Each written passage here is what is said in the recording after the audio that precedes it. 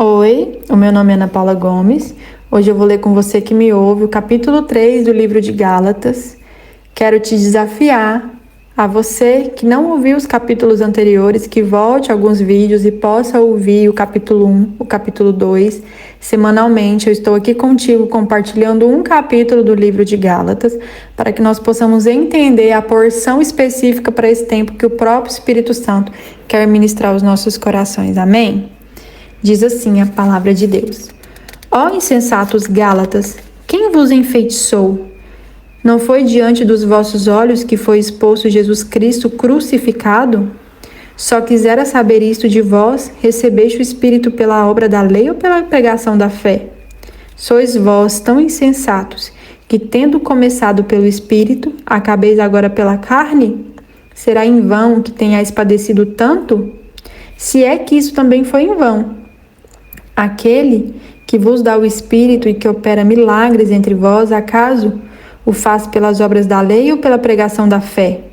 Assim como Abraão creu em Deus, e isso lhe foi imputado como justiça, sabei, pois, que os da fé é que são filhos de Abraão. Ora, tendo a Escritura prevista que Deus havia de justificar pela fé os gentios, anunciou primeiro o Evangelho a Abraão, dizendo: em ti serão benditas todas as nações. De sorte que os que são da fé são benditos com o crente Abraão. Todos aqueles que são das obras da lei estão debaixo da maldição, pois está escrito: maldito todo aquele que não permanecer em todas as coisas que estão escritas no livro da lei, para praticá-las. É evidente que pela lei ninguém será justificado diante de Deus, porque o justo viverá pela fé. Ora, a lei não é baseada na fé, mas o que fizer essas coisas, por ela viverá.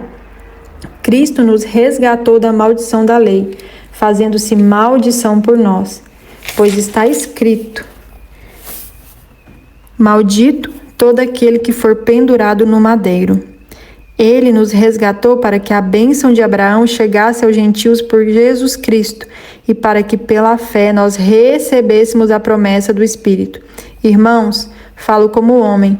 Se o testamento de um homem for confirmado, ninguém o anula, nem lhe acrescenta alguma coisa. Ora, as promessas foram feitas a Abraão e ao seu descendente. A Escritura não diz os seus descendentes como falando de muitos, mas ao seu descendente, dando a entender que se refere a um só, que é Cristo. Digo, porém, isto, que tendo sido o testamento anteriormente confirmado por Deus, a lei, que veio 430 anos depois, não o invalida de forma que venha a invalidar a promessa. Pois se a herança provém da lei, já não depende da promessa, mas Deus, pela promessa, a deu gratuitamente a Abraão. Logo, qual a razão de ser da lei? Foi acrescentada por causa da transgressão, até que viesse o descendente, a quem a promessa tinha sido feita, e foi ordenada pelo intermédio dos anjos, pela mão de um mediador. Ora, o mediador não representa um só, mas Deus é um. Logo, a lei é contra as promessas de Deus? De modo nenhum, pois se fosse dada uma lei que pudesse vivificar a justiça, na verdade, teria sido pela lei. A Escritura, porém, encerrou tudo debaixo do pecado, para que a promessa pela fé em Jesus Cristo fosse dada aos que creem. Antes, porém, que a fé viesse, estávamos sob custódia da lei, encerrados para aquela fé que se havia de manifestar. De maneira que a lei nos serviu de tutor para nos conduzir a Cristo, a fim de que pela fé fôssemos justificados. Depois, porém, que a fé veio, já não estamos sob o controle do tutor. Todos vós sois filhos de Deus, pela fé em Cristo Jesus. Pois todos vós que fostes batizados em Cristo, vos revestistes de Cristo. Dessa forma, não há judeu, nem grego, não há servo nem livre, não há macho nem fêmea, pois todos vós sois um em Cristo Jesus. E se sois de Cristo, então sois descendentes de Abraão e herdeiros conforme a promessa. Glória a Deus por esta palavra. Amém. Amém significa assim seja. Uau! Vamos tomar fôlego aqui para fazer uma reflexão sobre esse livro. Aqui, Paulo começa com uma exclamação, né? No início do capítulo, ele já exclama: ó insensatos Gálatas! Ele está escandalizado nesse momento, porque aqueles Gálatas, eles começaram a sua jornada com fé e liberdade, e agora eles estavam voltando à prisão da lei, como se a graça não fosse o suficiente. Eles tinham experimentado o Espírito, eles tinham vivido milagres, eles tinham caminhado pela fé, e agora eles estavam tentando se aperfeiçoar pelas obras, como se o amor de Deus precisasse ser comprado.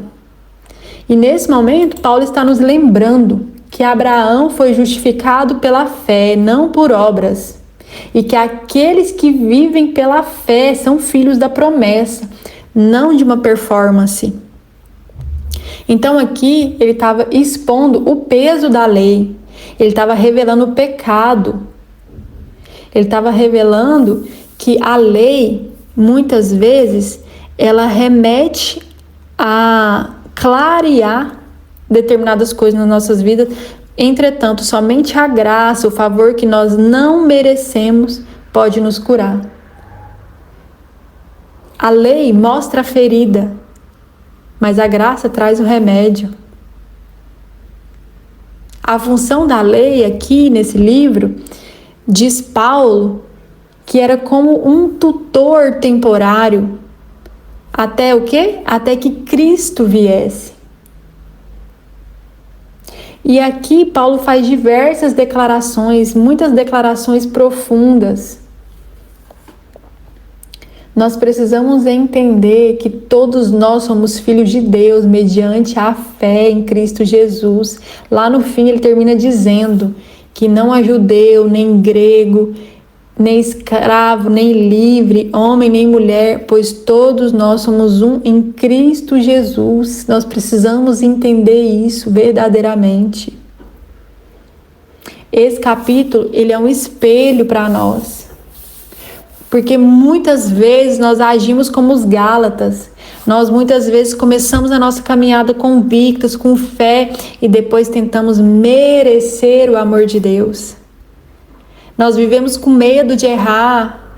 Será que eu sou boa o suficiente? Cobrando de nós, e muitas vezes dos outros também, uma perfeição inalcançável, porque eu e você nunca seremos perfeitos aqui neste plano. Nós estamos sendo aperfeiçoados para que possamos viver na glória. Será que a cruz não foi o suficiente? Muitas vezes nós precisamos fazer essa pergunta para nós mesmos diante da percepção que nós temos sobre as circunstâncias da vida. Por que muitas vezes é muito difícil para nós entendermos sobre a graça? Por que nós estamos o tempo todo buscando a aprovação quando Deus já nos chamou de filhos? Porque muitas vezes em nós resiste a liberdade de vivermos o verdadeiro evangelho livre de condenação, não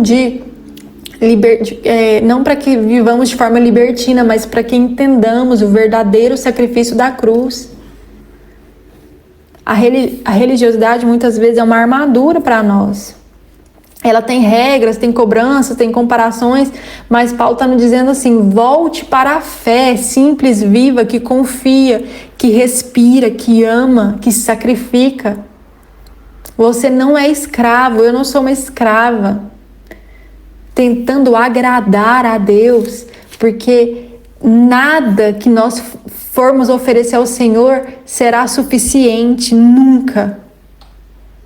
Mas ainda assim, Ele nos chama de filhos, de pertencentes, de herdeiros da promessa. O meu desafio para você é que você seja leve, é que você se liberte da autoexigência espiritual que rouba a sua paz, que você se abrace com a graça, que você entenda, que você clame, que tenha um clamor na sua alma para entender essa graça de transformação que te leva para outro patamar de relacionamento, que a fé genuína cure o mais profundo do seu íntimo. Que você possa entender que a fé em Cristo não é uma escada para subir até Deus. É uma ponte que Ele mesmo construiu para vir até nós. Ele decidiu. Você não precisa conquistar o que já foi te dado de graça. Que você e eu possamos entender essas verdades. Que esse tema possa tocar o mais profundo do nosso coração. Que nós possamos ser provocados a nos levantar diante daquilo que o próprio Senhor nos chamou para viver. Que sejamos livres, que sejamos verdadeiramente livres. Amém?